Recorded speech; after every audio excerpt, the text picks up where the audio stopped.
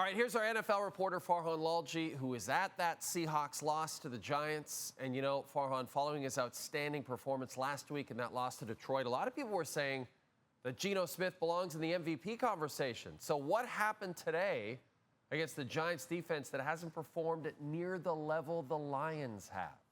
Well, Jay, if you look at Geno Smith's stat line, you'll think he had a pretty good game with 284 passing yards. But I think that was a little bit inflated because if you take the final drive of the first half when Seattle got the ball with 22 seconds left, and then the final two drives of the second half where they were trailing by 10 points and really need to put it up in the air, they were in tempo situations. You knew what you were going to get defensively with some soft coverage from the Giants.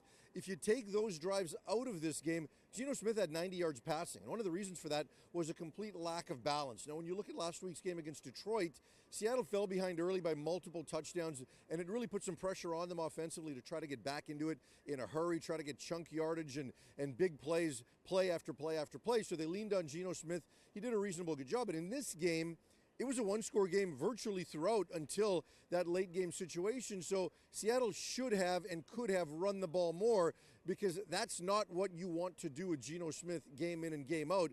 Instead, 13 of his first 15 plays for Seattle offensively were Geno Smith dropbacks. So not even play action, but straight drop-back passes. So again, that's not a recipe for success. Their two running backs, Kenneth Walker and Zach Charbonnet, combined for just 7 carries for 30 yards in this game. So they really leaned heavily on Smith. DK Metcalf had a fumble in the Giants' territory. There was a second straight game where he's fumbled the ball in the opposition's end. So when you combine all of that, it just wasn't a really comfortable offensive effort for Seattle, despite what Smith's stat line looked like at the end of it all. Mike McDonald was brought in to fix the Seahawks defense, and I know they're dealing with some injuries in their front six, but watching them the past 2 weeks, how would you assess where this group is right now? Well, this really should have been a get-right game for Seattle's defense. You saw what happened in Detroit last week where Jared Goff completed 18 of 18 passes. Well, Danny Dimes started that way in this game. He completed 12 of his first 13 passes. The one he didn't complete was a flat-out drop. They made him very comfortable. Through the first 3 quarters of this game, Seattle manages 2 quarterback hits. So Daniel Jones could do whatever he wanted, but I said that the Seattle Seahawks had a lack of balance offensively. Well, the New York Giants didn't. You know, when you look at what they were able to do in this game, Tyrone Tracy, 18 carries for 129 yards.